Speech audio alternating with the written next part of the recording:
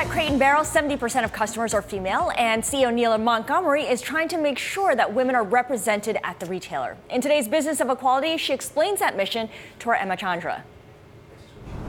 Crate & Barrel actually is a very female-led company. About 70% of our customers are female, but of our store associates, it's probably the same amount, 70%. But even our distribution center is 35% female. So we have a long history and tradition of employing women and being led by women.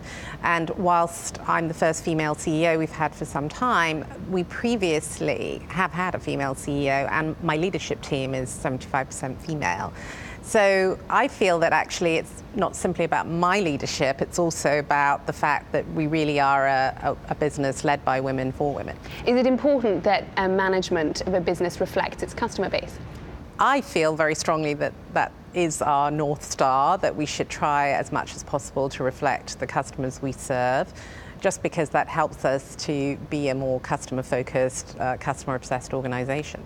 You've worked in Tesco, you've worked for the Otto Group, you've worked around the world, you've had a long career that has brought you to the very top as a CEO of this company. How has the business world changed as you've navigated that path? Yes, it's funny, I was thinking about this the other day, because I remember when I first started working, there were a very small number of women at the top of different organizations, and they almost had to pretend that they weren't women. They couldn't talk about their children. They didn't, as long as they just behaved like they were men, it was all fine.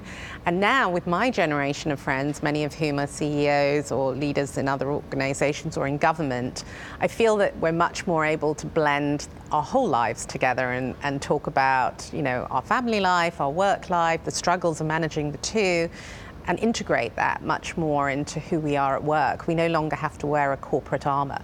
And do you think the case has been made and the case has been won that equality and diversity within the workplace, be it women, be it LGBTQ, is good for business?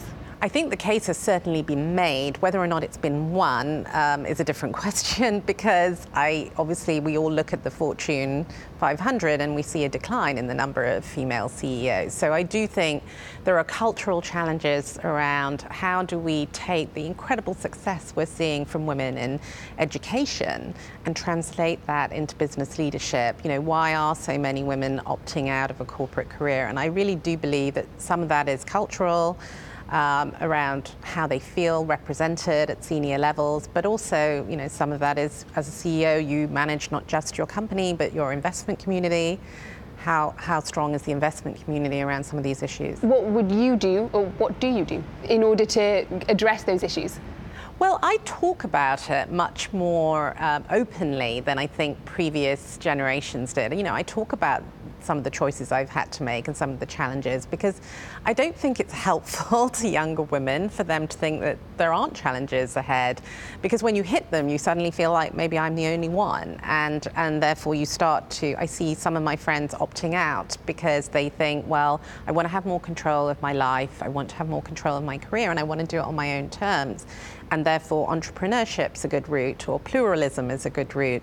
But actually, what I believe is we have to stay in corporations and change them and make them more positive cultures for women to succeed.